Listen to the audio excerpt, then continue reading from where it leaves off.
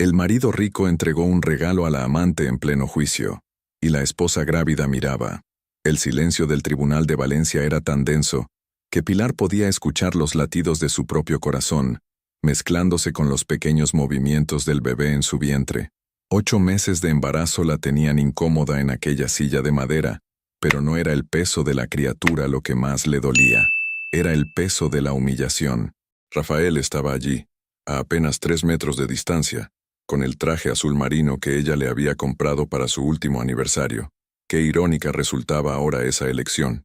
A su lado, Alejandra Santamaría lucía un vestido rojo que parecía haber sido elegido específicamente para destacar entre la seriedad de la sala.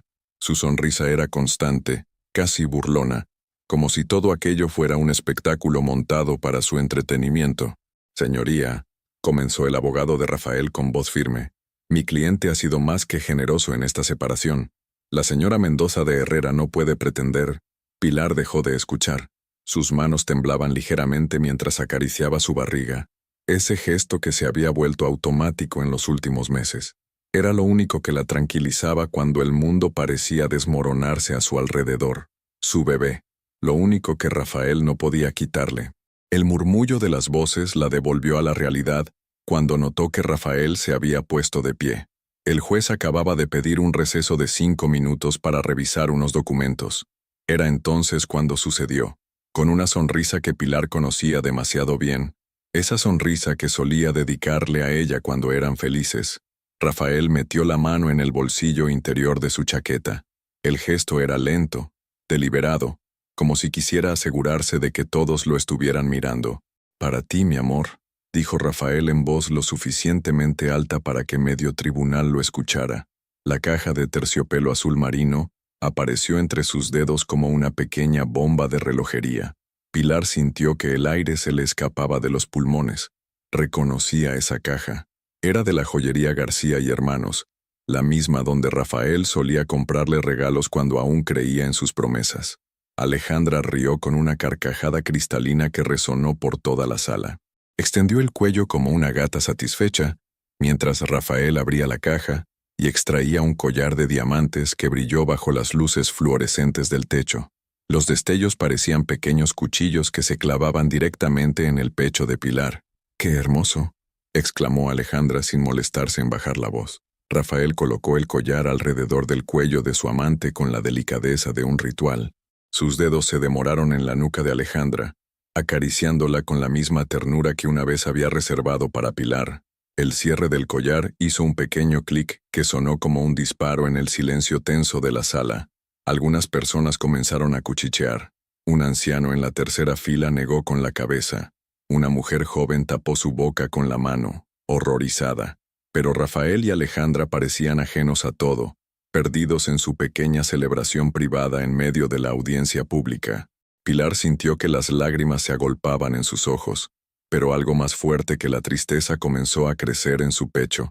Era una mezcla de rabia y vergüenza que le subía por la garganta como bilis. Llevó una mano temblorosa a su rostro, tratando de contener el llanto que amenazaba con desbordarla. Fue entonces cuando una voz suave pero firme rompió el hechizo. «Levanta la cabeza, Pilar. No viniste aquí sola». Era Julia. Su cuñada estaba de pie en la tercera fila, con una carpeta marrón entre las manos y una expresión que Pilar nunca antes había visto en su rostro. Una expresión que prometía que la historia apenas comenzaba. «¿Qué crees que contiene la carpeta de Julia? ¿Y tú? ¿Tendrías el valor de enfrentar a quien te humilló públicamente?» La carpeta que cambió el juego. Julia Mendoza de Herrera nunca había sido una mujer de muchas palabras, pero cuando hablaba, todos escuchaban. A sus 36 años, tenía esa presencia serena que solo desarrollan quienes han visto demasiado y han aprendido a guardar silencio hasta el momento preciso. Ese momento había llegado. Se acercó a Pilar con pasos firmes, ignorando completamente las miradas curiosas que se dirigían hacia ella. La carpeta marrón que llevaba en las manos parecía contener el peso del mundo, pero Julia la sostenía con la seguridad de quien sabe exactamente lo que hace. «Julia», susurró Pilar secándose las lágrimas con el dorso de la mano. «¿Qué haces aquí?» «Lo que debía hacer hace meses», respondió Julia, sentándose junto a su cuñada. «Protegerte de mi hermano». Rafael había notado la presencia de Julia y su expresión de satisfacción comenzó a desvanecerse. Conocía esa mirada de su hermana mayor. Era la misma que tenía cuando, de niños, lo descubría mintiendo a sus padres.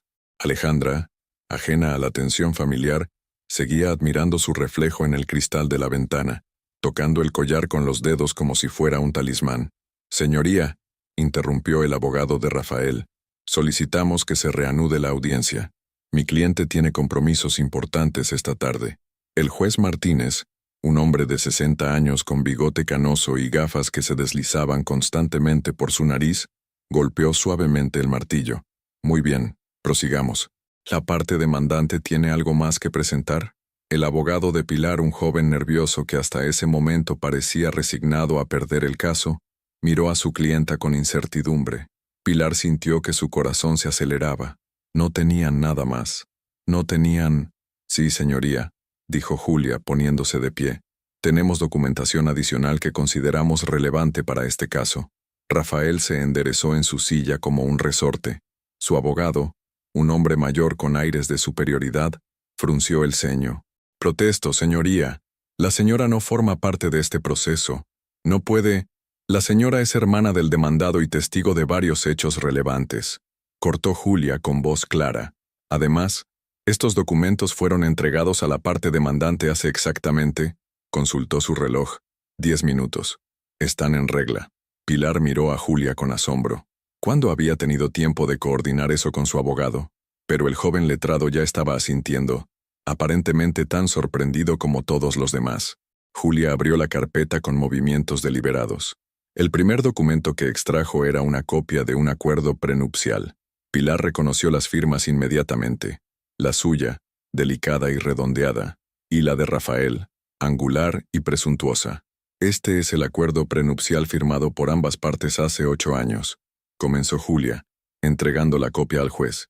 «En la cláusula quinta, apartado C, se establece claramente que en caso de infidelidad pública comprobable, los bienes adquiridos durante el matrimonio se distribuirán en favor de la parte agraviada en una proporción de 70-30. El silencio que siguió fue diferente al anterior. Este no era expectante, era mortal.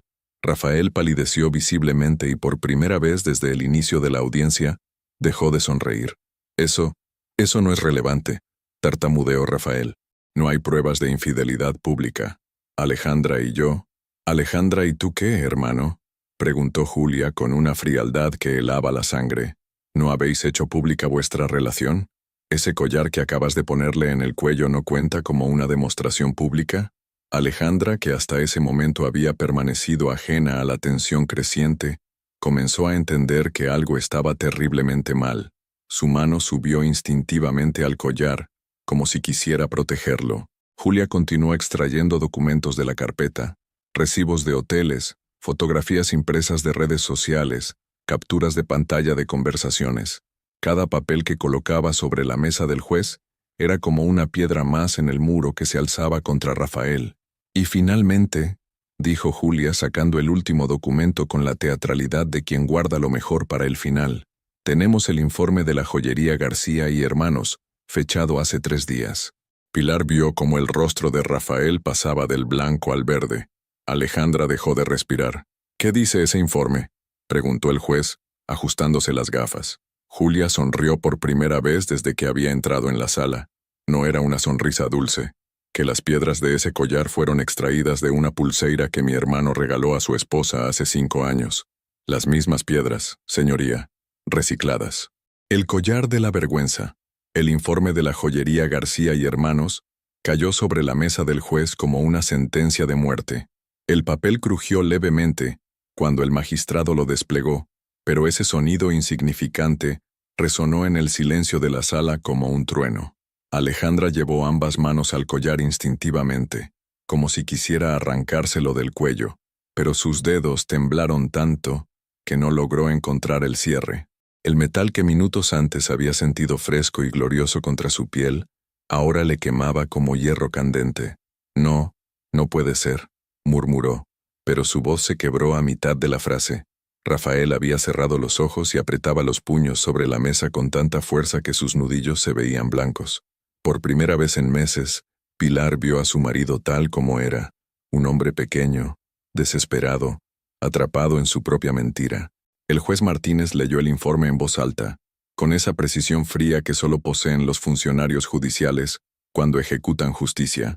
Certificamos que las piedras diamante del collar modelo Valencia 2024 fueron extraídas y reengastadas de una pulsera modelo Promesa 2019, previamente adquirida por el señor Rafael Mendoza de Herrera, el 15 de abril de 2019.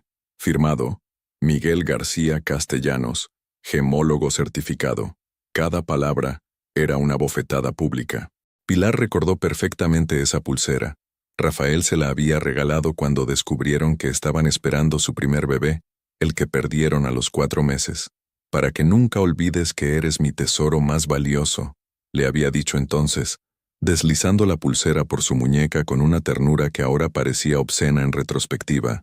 Las lágrimas corrían por el rostro de Alejandra, pero ya no eran lágrimas de alegría, eran lágrimas de humillación pura. Toda la sala la miraba, y ella podía leer en cada rostro lo mismo, lástima mezclada con desprecio. Era la amante que había presumido llevar las joyas recicladas de la esposa. Yo no sabía, balbuceó Alejandra, dirigiéndose a Rafael. Me dijiste que era nuevo, que lo habías elegido especialmente para mí. Cállate, siseó Rafael entre dientes, pero su orden llegó demasiado tarde. El daño estaba hecho. El abogado de Rafael intentó una maniobra desesperada. Señoría, el origen de las piedras no invalida el regalo. Mi cliente tenía derecho a disponer de... ¿Derecho? Lo interrumpió Julia con una carcajada amarga. ¿Tenía derecho a robar las joyas de su esposa embarazada para regalárselas a su amante? ¿En qué código civil aparece eso?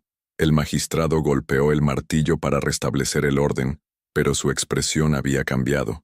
Ya no era neutral, era claramente desaprobatoria.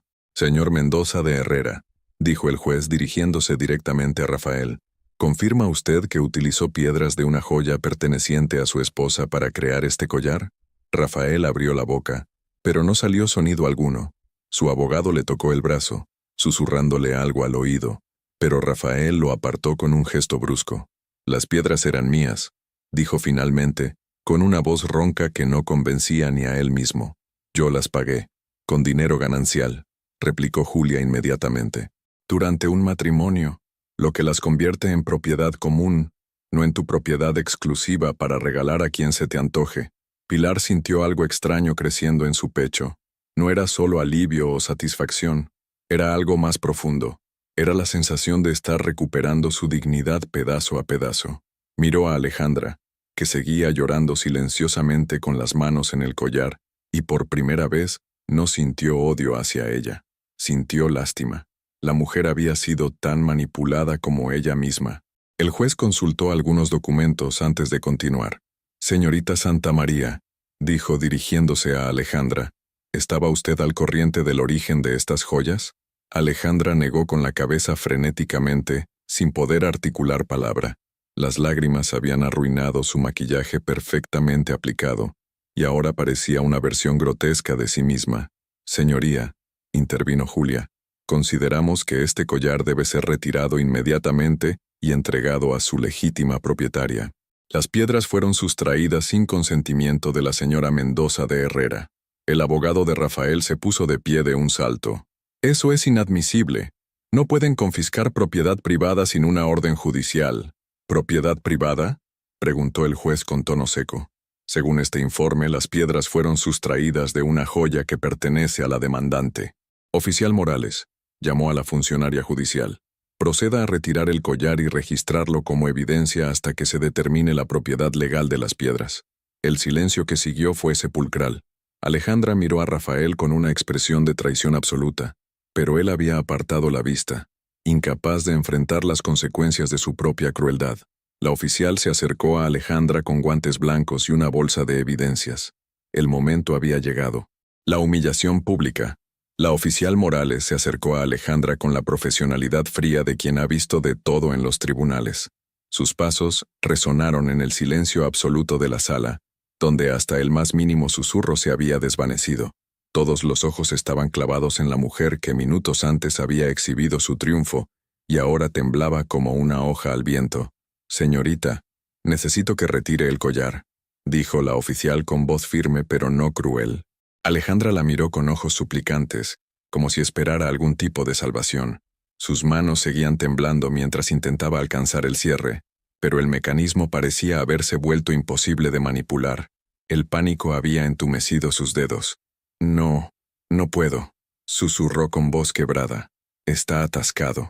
Rafael hizo ademán de levantarse para ayudarla, pero la mirada fulminante del juez Martínez lo clavó a su silla. Por primera vez en su vida, el hombre que siempre había controlado cada situación se encontraba completamente impotente. La oficial Morales, con una paciencia que hablaba de años de experiencia, se colocó detrás de Alejandra. «Tranquila, solo manténgase quieta», le dijo mientras manipulaba el pequeño cierre dorado. El clic del mecanismo al abrirse resonó por toda la sala como un disparo. Alejandra cerró los ojos con fuerza, como si no ver lo que estaba pasando pudiera hacer que no fuera real. Pero el peso del collar desapareciendo de su cuello fue innegable. La oficial levantó el collar hacia la luz, y las piedras brillaron una última vez antes de desaparecer dentro de la bolsa de evidencias. El sonido del plástico cerrándose fue como una lápida cayendo sobre las ambiciones de la pareja adúltera. «Registrado como evidencia número 247A», anunció la oficial, entregando el recibo al juez. Alejandra llevó las manos a su cuello desnudo, tocando la piel como si buscara algo que ya no estaba allí. Su rostro era un mapa de humillación, lágrimas que habían corrido el rímel, mejillas rojas de vergüenza, y una expresión de pérdida absoluta que contrastaba brutalmente con la arrogancia de media hora antes. Rafael finalmente estalló. «¡Esto es una farsa!», gritó poniéndose de pie tan bruscamente que su silla se tambaleó. «Ese collar fue un regalo legítimo. No pueden robárnoslo así». «¿Robarlo?», preguntó Julia con una frialdad que helaba la sangre. «Hermano, ¿de verdad acabas de usar la palabra robar?». El juez golpeó el martillo con fuerza. «Orden en la sala. Señor Mendoza de Herrera, siéntese inmediatamente o será retirado por desacato». Rafael se dejó caer en su silla, pero su rostro había adquirido un color rojizo que indicaba que estaba al borde de una explosión emocional. Su abogado le susurraba urgentemente al oído, tratando de calmarlo, pero Rafael lo apartó con un gesto violento. «Pilar», dijo Rafael de repente, volviéndose hacia su esposa con una desesperación que ella nunca había visto en él. «Pilar, por favor, esto es una locura. Tú sabes que nosotros...». Pilar lo miró a los ojos por primera vez en meses. Vio al hombre con quien se había casado, pero también vio al hombre que la había traicionado de la manera más cruel posible. Cuando habló, su voz sonó más firme de lo que había sonado en todo el día. «Lo que yo sé, Rafael, es que esas piedras me las regalaste cuando perdí a nuestro primer bebé. Me dijiste que cada diamante representaba una lágrima que habíamos derramado juntos». Su voz se quebró ligeramente, pero continuó. «Y ahora descubro que se las diste a ella. ¿Cómo pudiste?». Las palabras de Pilar cayeron sobre Rafael como martillazos. Alejandra, que había estado llorando en silencio, levantó la vista con una expresión de horror creciente. «¿Un bebé perdido?», susurró Alejandra, mirando alternativamente a Pilar y a Rafael. «¿Me regalaste las joyas de un bebé muerto?». Rafael palideció hasta un punto que parecía que fuera a desmayarse. «Alejandra, no es lo que...». «No me toques», gritó Alejandra, apartándose de Rafael como si fuera veneno. «Eres un monstruo. ¿Cómo pudiste hacerme esto? Me convertiste en cómplice de esto». La sala entera presenció el momento en que la relación entre los amantes se fracturó irreparablemente.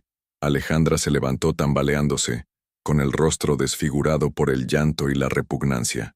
«Yo no sabía», dijo dirigiéndose a Pilar con voz desesperada. «Te juro por lo más sagrado que yo no sabía nada de esto. Si lo hubiera sabido jamás».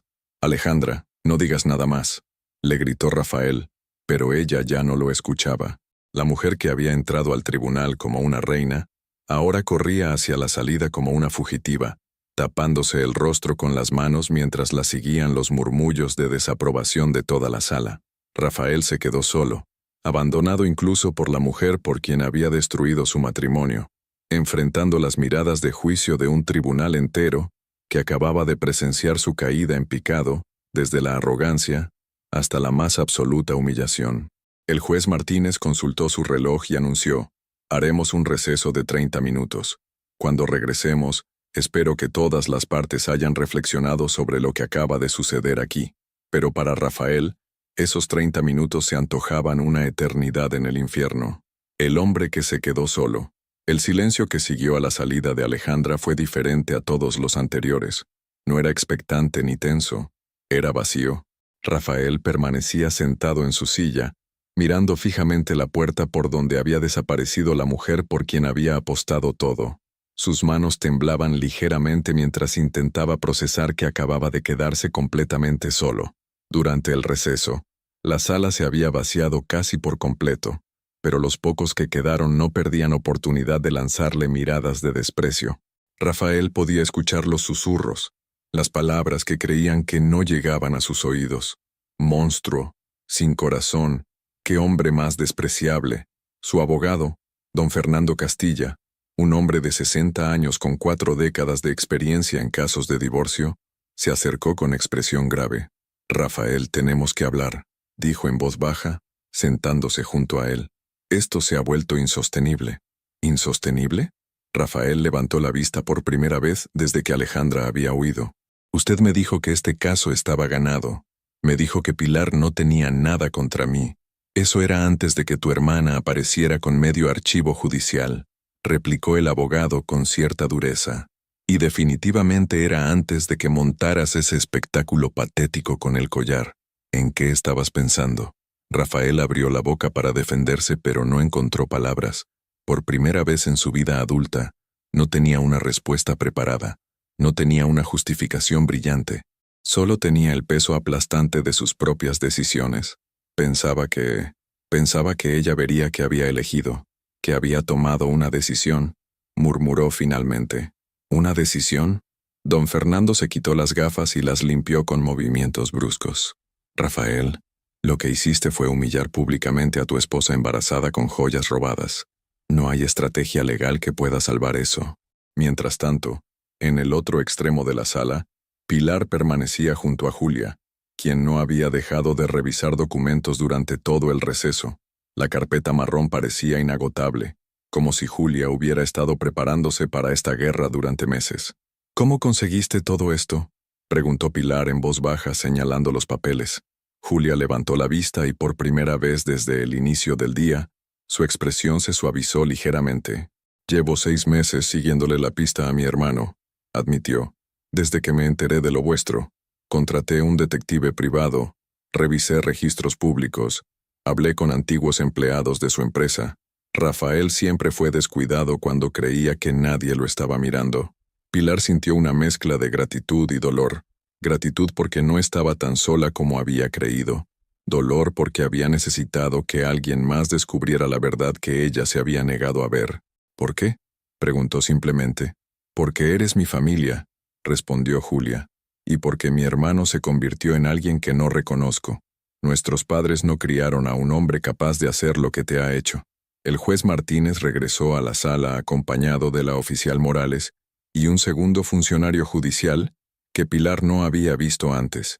La expresión del magistrado era severa, como si el receso hubiera servido para que él también reflexionara sobre la gravedad de lo que había presenciado. «Se reanuda la sesión», anunció golpeando el martillo. «Antes de continuar con el procedimiento, debo informar que he solicitado la presencia del fiscal en virtud de los posibles delitos que han salido a la luz durante esta audiencia». Rafael se enderezó bruscamente en su silla. «¿Fiscal? ¿Qué fiscal? ¿De qué delitos habla?».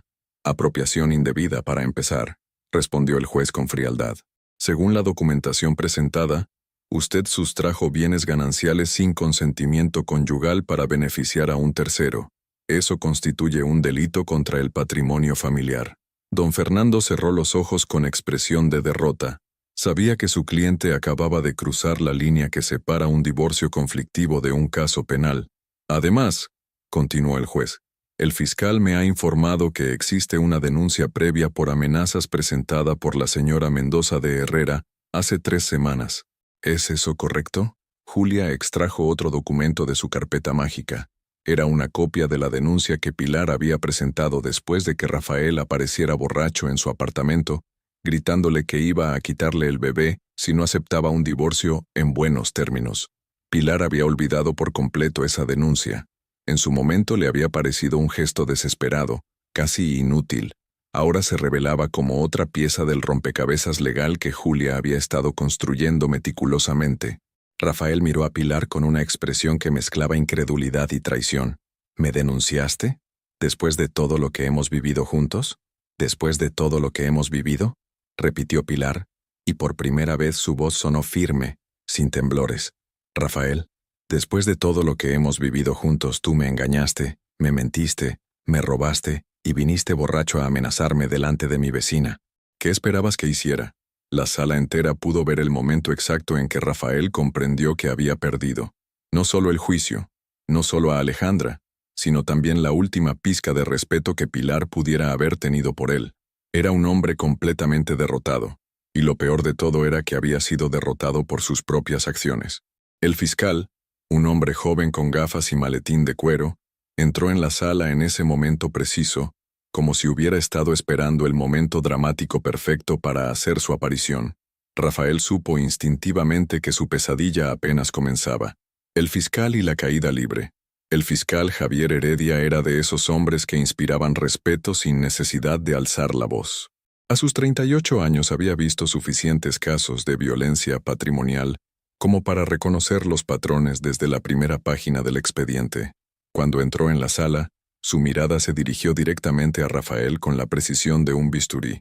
«Señoría», dijo dirigiéndose al juez mientras abría su maletín, «hemos revisado la documentación remitida y consideramos que existen indicios suficientes para iniciar diligencias penales por apropiación indebida y coacciones». Rafael sintió que el suelo se abría bajo sus pies. Las palabras diligencias penales resonaron en su cabeza como campanas de muerte. Don Fernando le puso una mano en el brazo en un gesto que pretendía ser tranquilizador, pero que solo consiguió hacerle sentir más desesperado. «¿Coacciones?», tartamudeó Rafael. «Yo nunca he amenazado a nadie». El fiscal Heredia extrajo una grabación digital de su maletín y la colocó sobre la mesa.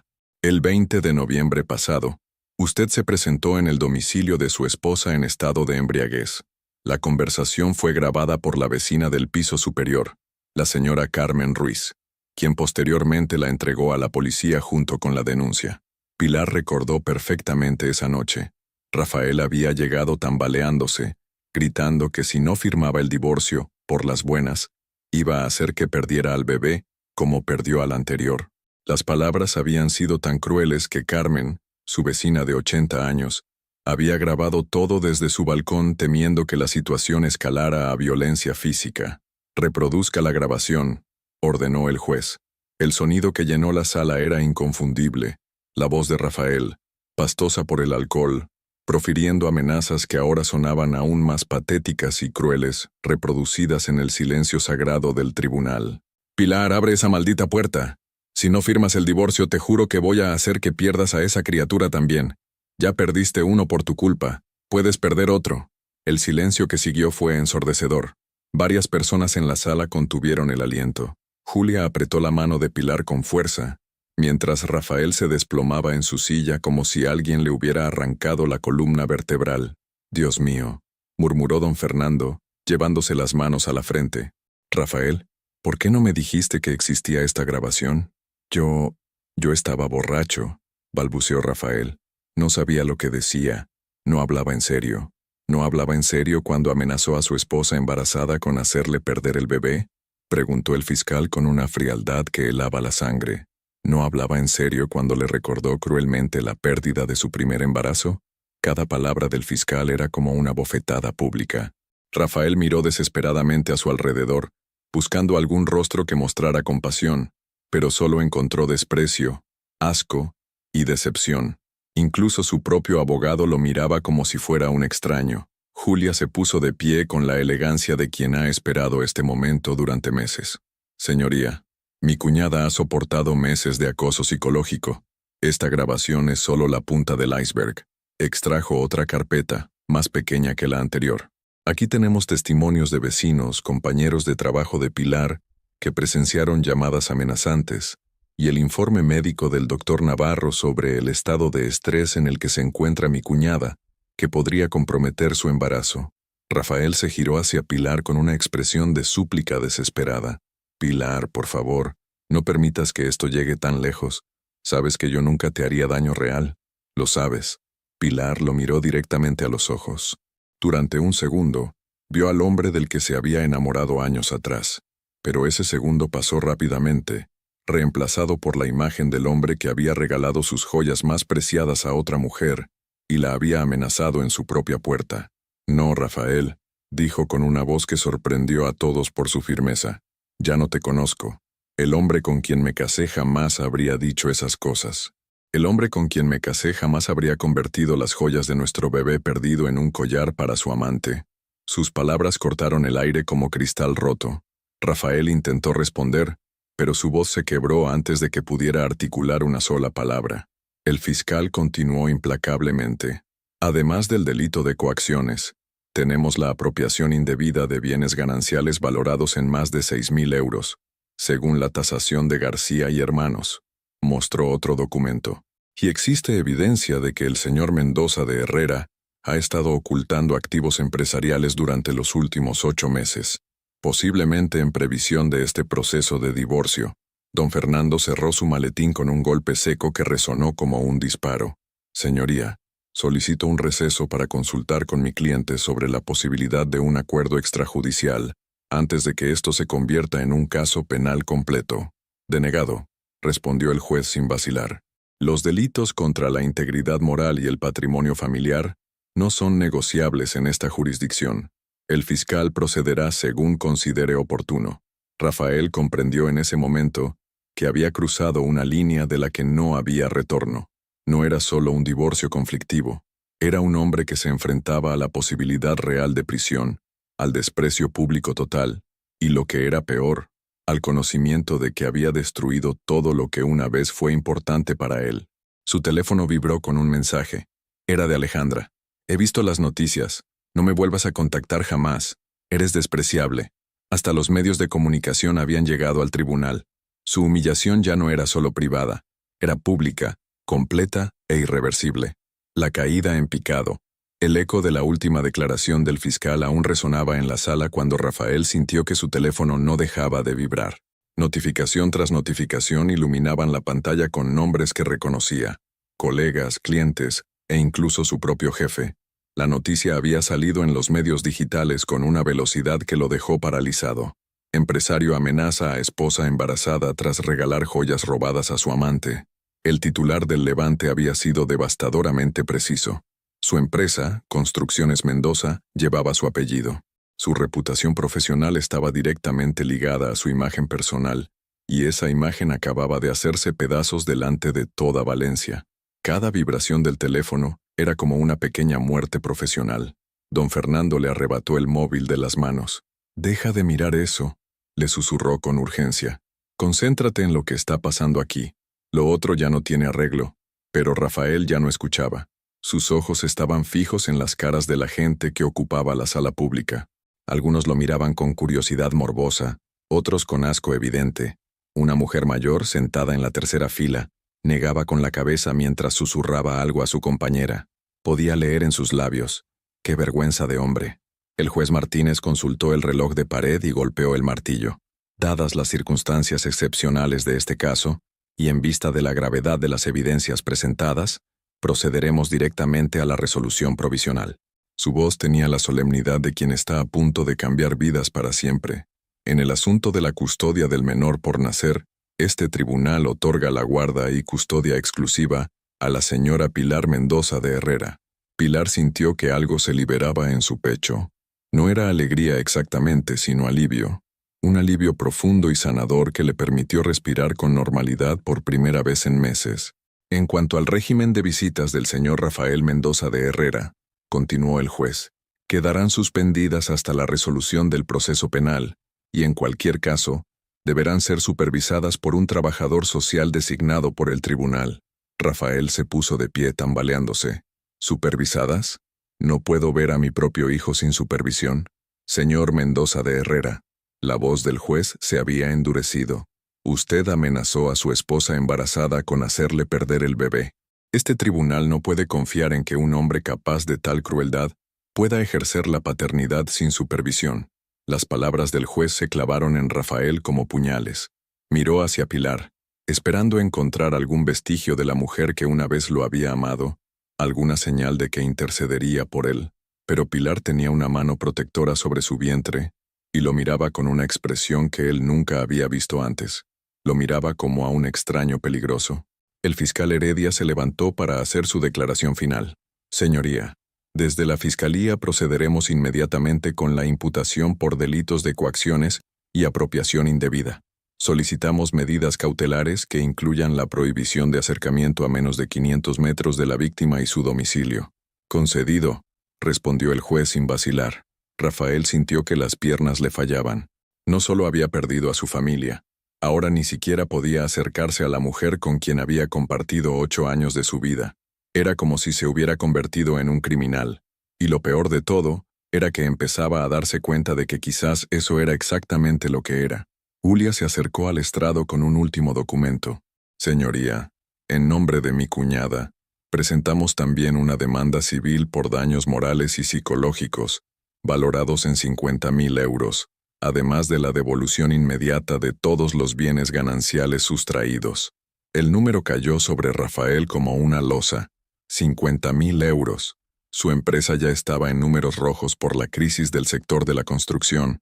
Sus clientes principales empezaban a cancelar contratos. Su cuenta corriente estaba prácticamente vacía después de meses financiando la vida de lujo que compartía with Alejandra. Su teléfono volvió a vibrar.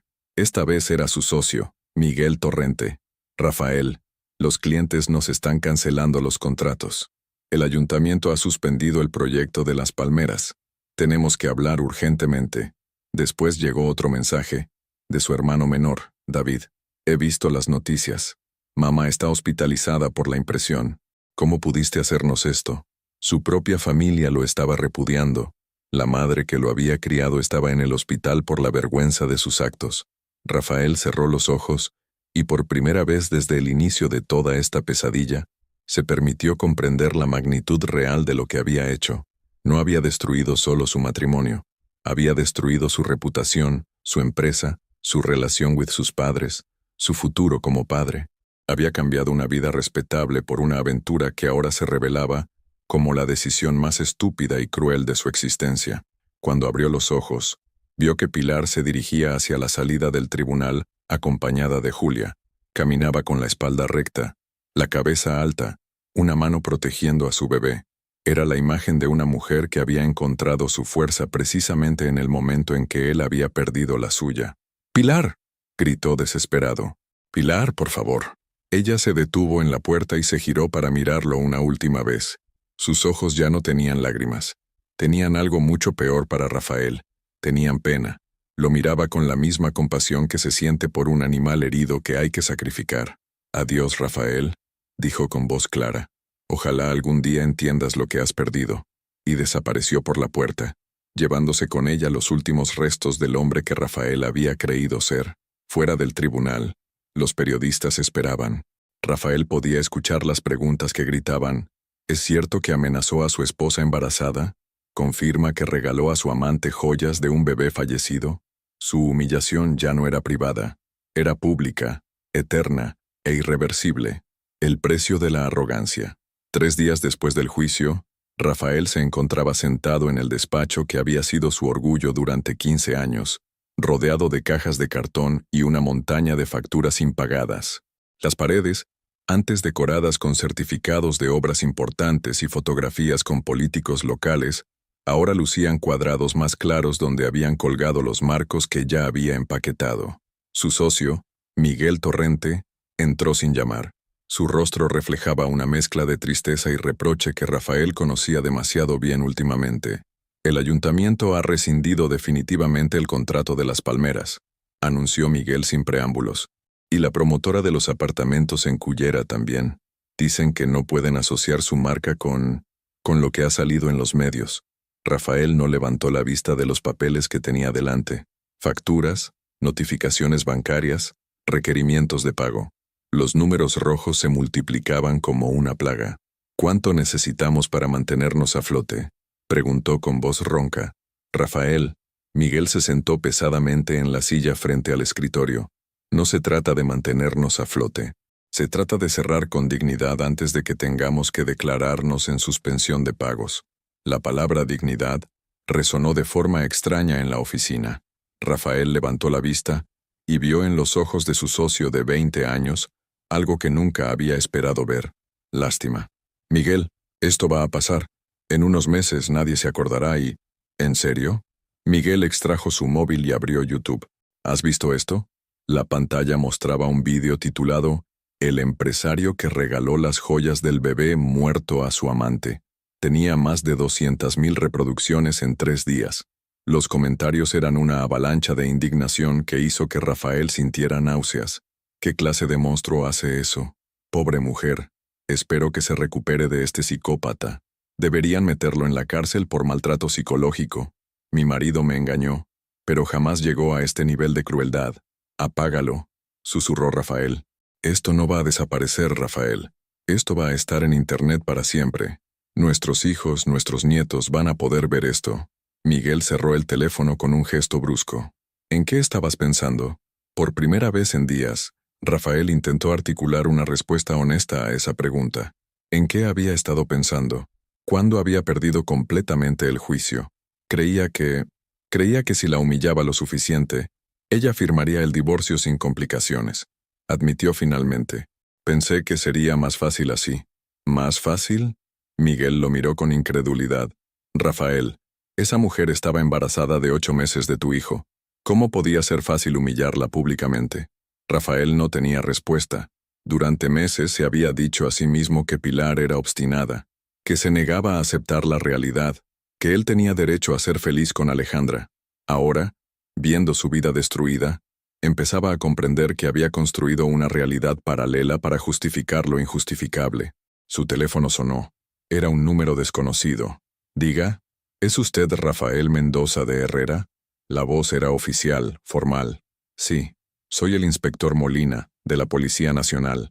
Necesito que se presente mañana a las 9 de la mañana en comisaría para prestar declaración en relación con la denuncia por coacciones y apropiación indebida.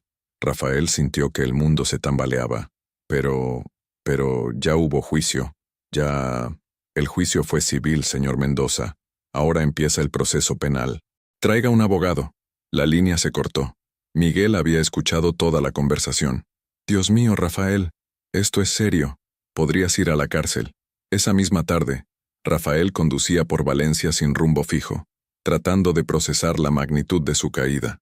Pasó por delante de la casa donde había vivido con Pilar, una casa que ahora pertenecía legalmente solo a ella.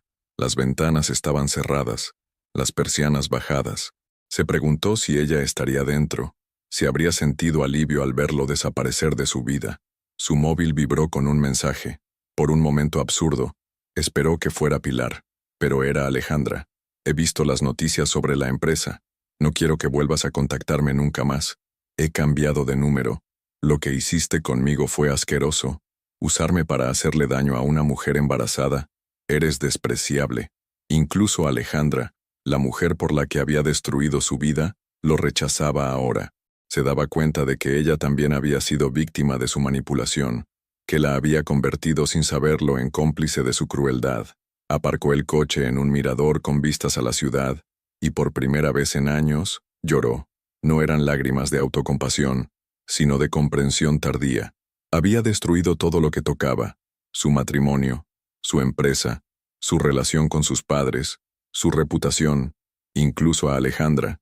Y lo peor de todo, era que había una criatura inocente que iba a nacer sin padre, no porque él hubiera muerto o por circunstancias ajenas a su control, sino porque él había elegido convertirse en alguien demasiado tóxico para estar cerca de su propio hijo. Su teléfono sonó de nuevo. Esta vez era Julia. Rafael. Su voz sonaba cansada. Mamá quiere verte en el hospital. ¿Cómo está? Avergonzada. Rota. Pregunta constantemente dónde se equivocó al criarte. Hubo una pausa larga. Pilar está bien, por si te interesa saberlo. Fuerte. Más fuerte de lo que tú nunca fuiste. Julia, Mañana es el funeral del padre de Pilar. Murió de un infarto cuando vio las noticias. Su hija embarazada y humillada públicamente. su yerno convertido en el hazmerreír de Valencia. Su corazón no pudo con tanta vergüenza. La línea se cortó, dejando a Rafael con un silencio que era más ensordecedor que cualquier grito. Había matado al padre de Pilar, no directamente, pero su crueldad había sido la gota que colmó el vaso de un hombre mayor con problemas cardíacos. Ahora era un viudo el que tendría que enterrar a su suegro, sabiendo que sus acciones habían contribuido a esa muerte. Rafael miró la ciudad que se extendía bajo él y comprendió que ya no tenía lugar en ella. Era un hombre que había perdido el derecho a llamar hogar a cualquier sitio donde viviera gente decente. El momento de la verdad, la comisaría de la Policía Nacional en Valencia nunca había parecido tan siniestra como aquella mañana de diciembre. Rafael llegó acompañado de un abogado de oficio. Don Fernando había renunciado al caso después de ver las noticias. Un joven nervioso llamado Carlos Rivas, que apenas tenía 5 años de experiencia, y una cartera de clientes compuesta principalmente por ladrones de poca monta y conductores ebrios. Recuerde, le susurró Rivas mientras esperaban en la sala gris y fría. Mantenga la calma, responda solo lo que le pregunten y no elabore. Su situación ya es lo suficientemente complicada. Rafael asintió, pero sus manos temblaban ligeramente. Había pasado la noche en vela, repasando mentalmente cada decisión que lo había llevado hasta allí. El inspector Molina, un hombre de mediana edad con expresión severa y bigote canoso, los hizo pasar a una sala de interrogatorios que olía a café frío y desesperación. Señor Mendoza de Herrera, comenzó el inspector consultando un expediente grueso. Está usted aquí en calidad de investigado por los delitos de coacciones y apropiación indebida. ¿Entiende la gravedad de los cargos? Sí, murmuró Rafael. Tenemos la grabación de sus amenazas a su esposa embarazada. Tenemos los documentos que prueban que sustrajo bienes gananciales para regalárselos a su amante. Tenemos testimonios de vecinos sobre su comportamiento agresivo. El inspector hizo una pausa deliberada. Y ahora tenemos algo más. Rafael sintió que el estómago le daba un vuelco. ¿Qué más? El inspector extrajo una carpeta nueva del expediente. Su esposa ha presentado un informe médico. Los niveles de estrés que ha soportado durante estos meses han puesto en riesgo su embarazo. Está en reposo absoluto por amenaza de parto prematuro. La voz del policía se endureció. Sus acciones no solo la han dañado psicológicamente, sino que han puesto en peligro la vida de su hijo. Las palabras cayeron sobre Rafael como martillazos. Su propio comportamiento había puesto en riesgo la vida del bebé que supuestamente quería conocer. Era un nivel de autodestrucción que ni siquiera él había imaginado posible. Yo no sabía, balbuceó. ¿No sabía qué? ¿Que amenazar a una mujer embarazada con hacerle perder el bebé podía causarle estrés? La pregunta del inspector goteaba sarcasmo. ¿En serio vamos a fingir que no sabía eso? Carlos Rivas intentó intervenir. Inspector, mi cliente está dispuesto a colaborar plenamente con la investigación. Su cliente, replicó Molina, va a colaborar tanto si quiere como si no, porque tenemos pruebas suficientes para procesarlo con o sin su cooperación. Sonó el teléfono del inspector. Después de una breve conversación, colgó con expresión grave. Señor Mendoza, tengo noticias que no le van a gustar. Su esposa ha ingresado esta madrugada en el hospital. Contracciones prematuras. Está en el 7º mes. El mundo de Rafael se desplomó por completo.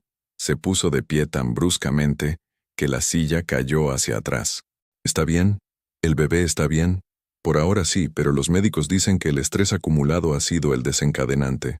Felicidades, señor Mendoza. Ha conseguido poner en riesgo la vida de su propio hijo. Rafael se dirigió hacia la puerta, pero el inspector lo detuvo.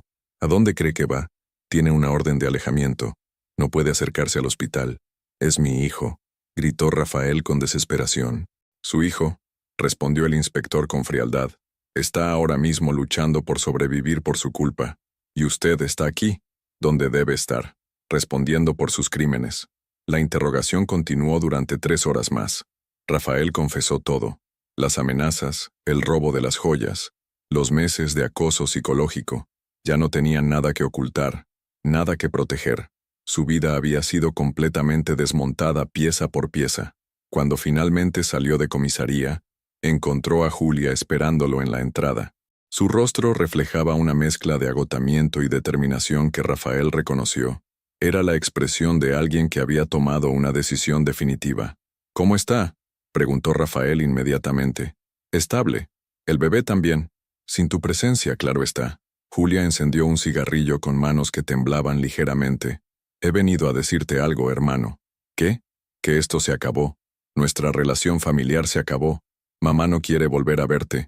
Papá dice que ya no tiene hijo mayor. David ha cambiado de apellido. Dio una calada profunda. Y yo voy a ser la madrina de ese bebé, porque va a necesitar una figura paterna decente en su vida. Y claramente tú no puedes ser esa persona. Rafael sintió que las piernas le fallaban. No solo había perdido a su esposa y a su hijo, había perdido a su familia entera. Julia, por favor. No. Ella tiró el cigarrillo y lo pisó con fuerza. No hay por favor. No hay segundas oportunidades. No hay perdón para lo que has hecho. Ese hombre en el hospital, luchando por su vida a los 7 meses, es tu hijo. Y por tu culpa puede que no sobreviva. Las lágrimas empezaron a rodar por las mejillas de Rafael, pero Julia no mostró compasión. Si ese bebé muere, continuó con voz glacial, no solo serás un maltratador, serás un asesino, y si sobrevive, crecerá sabiendo que su padre casi lo mata antes de nacer. Julia se dio la vuelta para marcharse, pero se detuvo. Ah, y por si te interesa saberlo, Pilar está escribiendo un libro sobre su experiencia. Ya tiene editor. Se va a titular Las joyas de un bebé muerto. Tu nombre va a estar en cada página. Rafael se quedó solo en la entrada de comisaría, rodeado de transeúntes que seguían sus vidas normales, ajenos al hecho de que estaban pasando junto a un hombre que había destruido completamente todo lo que una vez fue. Por primera vez en su vida, Rafael Mendoza de Herrera se enfrentó a la verdad desnuda. Era un hombre que había puesto en riesgo la vida de su propio hijo por orgullo, crueldad y estupidez. Y ya no había vuelta atrás. El renacimiento 6 meses después del juicio, Pilar Mendoza se encontraba en la terraza de su nuevo apartamento en el barrio del Carmen, amamantando a Diego, su hijo de 4 meses. El bebé había nacido sano después de 3 semanas de reposo hospitalario, y ahora era un niño fuerte y risueño que llenaba de luz cada rincón de la casa. La vista desde la terraza abarcaba gran parte de Valencia. Era un piso modesto, pero era suyo, completamente suyo. Había sido comprado con el dinero de la indemnización que Rafael había tenido que pagar, y cada ladrillo representaba su libertad recuperada. Julia llegó con 2 cafés y se sentó junto a su cuñada, contemplando al bebé con esa sonrisa que reservaba solo para él. ¿Cómo van las ventas del libro?, preguntó. Pilar sonrió con una mezcla de orgullo y sorpresa que aún la sorprendía a ella misma. El editor dice que van a hacer una segunda edición. Al parecer muchas mujeres se identifican con la historia. Miró a Diego, que se había quedado dormido en sus brazos. Es extraño pensar que algo tan doloroso pueda ayudar a otras personas. Las joyas de un bebé muerto se había convertido en un fenómeno editorial inesperado. No era solo la historia de una traición. Era el relato de cómo una mujer había encontrado fuerzas que no sabía que tenía cuando todo parecía perdido. Las cartas de lectoras llegaban cada día, contándole historias similares, agradeciendo su valentía para contar la verdad. ¿Y las conferencias? La próxima semana voy a Barcelona, después Madrid. Me han invitado a hablar en un congreso sobre violencia psicológica. Pilar acomodó mejor a Diego en sus brazos. Nunca imaginé que mi dolor pudiera convertirse en algo útil para otras mujeres. El timbre sonó. Era Carmen, la vecina anciana que había grabado las amenazas de Rafael. Desde el juicio se había convertido en una especie de abuela adoptiva para Diego. ¿Cómo está mi nieto favorito?, preguntó con su sonrisa desdentada, extendiendo los brazos para coger al bebé. Perfecto, como siempre, respondió Pilar entregándoselo. ¿Has visto las noticias? Carmen asintió con expresión grave. Sí, 3 años de prisión. Bien merecidos los tiene. La sentencia de Rafael había sido definitiva la semana anterior. 3 años de cárcel por coacciones y apropiación indebida, más la inhabilitación para ejercer actividades empresariales durante 5 años. Su empresa había quebrado completamente. Su reputación estaba destruida para siempre. ¿Cómo te sientes?, preguntó Julia. Pilar reflexionó unos momentos antes de responder. Aliviada. No alegre, pero aliviada. Justicia, supongo. Miró hacia la ciudad que se extendía bajo ellas. Durante meses pensé que la justicia sería verlo sufrir como yo sufrí, pero ahora entiendo que la verdadera justicia es esto: poder criar a mi hijo en paz, escribir, ayudar a otras mujeres, tener una vida propia. El móvil de Julia vibró. Leyó el mensaje y frunció el ceño. Es Miguel Torrente, el ex socio de Rafael. Dice que Rafael está pidiendo verte, que quiere disculparse antes de entrar en prisión. Pilar no dudó ni un segundo. No. ¿Estás segura? Completamente. Sus disculpas no van a cambiar nada de lo que pasó. No van a devolver la vida al padre que perdí. No van a borrar los meses de terror que viví. Rafael necesita disculparse para sentirse mejor consigo mismo, pero yo no necesito escucharlo. Carmen aplaudió suavemente. Muy bien dicho, hija. Los perdones se ganan, no se mendigan. ¿Y qué hay de Alejandra?, preguntó Julia con curiosidad. Pilar había sabido por terceros que Alejandra había abandonado Valencia inmediatamente después del juicio. Se había marchado a Barcelona, donde había conseguido un trabajo modesto en una oficina. Según las noticias que llegaban, estaba en terapia psicológica tratando de procesar cómo había sido manipulada para participar en la humillación de otra mujer. Espero que esté bien, dijo Pilar con sinceridad. Al final, ella también fue víctima de Rafael. Él la usó como un arma contra mí sin que ella se diera cuenta. Julia la miró con admiración. No sé cómo puedes ser tan generosa después de todo. Porque el odio me estaba matando, respondió Pilar simplemente. Y yo tengo un hijo que criar.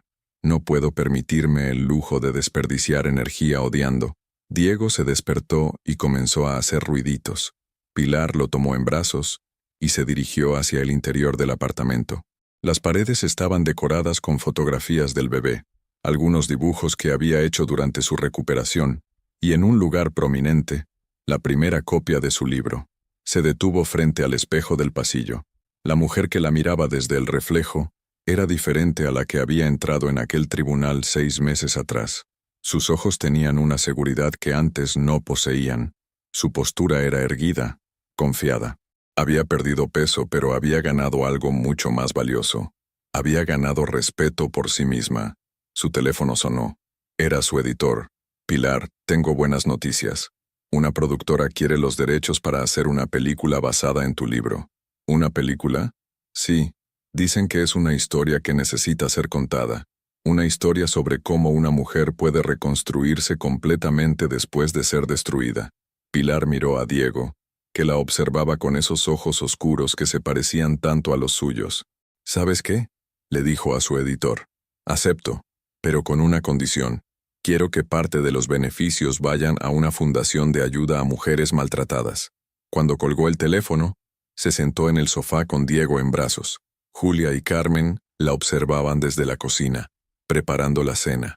¿Te arrepientes de algo?, preguntó Julia. Pilar pensó en todo lo que había perdido. La casa grande, la vida cómoda, la ilusión de un matrimonio perfecto. Pero también pensó en todo lo que había ganado. Su dignidad, su independencia, la certeza de que podía sobrevivir a cualquier cosa. Solo de una cosa, respondió, de no haberme dado cuenta antes de mi propia fuerza. Diego sonrió en sus brazos, uno de esos primeros gestos conscientes que hacen que el corazón de una madre se hinche de amor. Pilar lo besó en la frente y murmuró, «Tú nunca vas a dudar de lo que vales, mi amor. Nunca». Mientras el sol se ponía sobre Valencia, Pilar Mendoza supo que su historia no era la de una mujer que había sido traicionada y humillada. Era la historia de una mujer que había renacido de sus propias cenizas, más fuerte y más sabia que nunca. El pasado era un país al que nunca regresaría. El futuro era suyo, completamente suyo, para escribirlo como quisiera. La mujer que renació. 2 años después, Pilar Mendoza se encontraba en el escenario del Palau de la Música de Valencia, frente a más de 1000 mujeres que habían venido a escuchar su conferencia, De víctima a vencedora, el poder de la reconstrucción personal. Diego, ahora un niño de 2 años y medio con ojos curiosos y sonrisa traviesa, jugaba tranquilamente en primera fila bajo el cuidado de Julia. Hace 3 años, comenzó Pilar con voz firme y clara. Yo era una mujer que había perdido todo. Mi matrimonio, mi autoestima, mi confianza en el futuro. Estaba embarazada de 8 meses y mi mundo se desmoronó en un tribunal, delante de extraños que presenciaron mi humillación más profunda. El silencio en el auditorio era absoluto. 1000 historias personales resonaban con cada una de sus palabras. Ese día descubrí que las joyas que guardaba como recuerdo de mi bebé perdido habían sido convertidas en un collar para la amante de mi marido. En ese momento creí que era la mujer más desafortunada del mundo. Pilar hizo una pausa, buscando los ojos de Diego. Hoy sé que fue el día que comencé a renacer. Los aplausos fueron espontáneos, cálidos, llenos de comprensión. La traición nos duele porque destroza la imagen que teníamos de nuestra vida, pero también nos libera de vivir en la mentira. El dolor que sentí fue real, profundo, devastador, pero me enseñó algo que jamás habría aprendido en la comodidad. Me enseñó que soy más fuerte de lo que jamás imaginé. En la tercera fila, una mujer joven lloraba silenciosamente. A su lado, otra asentía con vehemencia.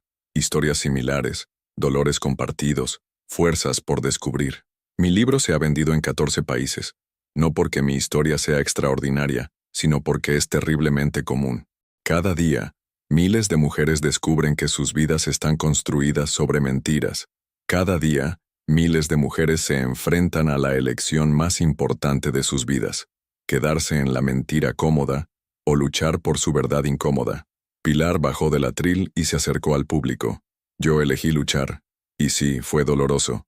Perdí la casa grande, perdí la vida cómoda, perdí la ilusión del matrimonio perfecto, pero gané algo infinitamente más valioso. Gané la certeza de que puedo sobrevivir a cualquier cosa. Gané el respeto de mi propio hijo. Gané la posibilidad de ser un ejemplo para otras mujeres. Los aplausos fueron más intensos. Diego, sin entender completamente lo que pasaba, aplaudía también desde su silla, imitando a los adultos. Hace 3 meses me encontré por casualidad con Alejandra, la mujer que fue amante de mi exmarido. Estaba en Barcelona, en una cafetería, leyendo mi libro. Pilar sonrió con una serenidad que había costado años construir. Se acercó a pedirme perdón. Me dijo que había estado en terapia 2 años tratando de entender cómo había permitido que la usaran para hacer daño a otra mujer. Le dije la verdad, que ella también había sido víctima, que Rafael nos había manipulado a las dos. Un murmullo de sorpresa recorrió el auditorio. ¿Saben qué me respondió? Gracias por ayudarme a entender que el perdón no significa olvido, sino liberación. Hoy Alejandra trabaja como voluntaria en una asociación de mujeres maltratadas. El dolor que compartimos se convirtió en propósito común. Pilar regresó al centro del escenario para su mensaje final. Vuestras heridas no os definen las decisiones que tomáis después de ser heridas. Podéis elegir ser víctimas para siempre, o podéis elegir ser supervivientes que ayudan a otras a sobrevivir. Podéis quedarse en el papel de mujeres traicionadas, o podéis convertiros en mujeres que se traicionaron a sí mismas durante años y finalmente decidieron ser fieles a su propia dignidad. El público se puso de pie. Los aplausos duraron varios minutos. Pilar miró a Diego, que la observaba con esos ojos oscuros llenos de adoración filial. Mi hijo nunca conocerá a una madre víctima, concluyó. Conocerá a una madre que le enseñó que caerse es humano, pero que quedarse en el suelo es una elección. Y esa elección siempre es nuestra.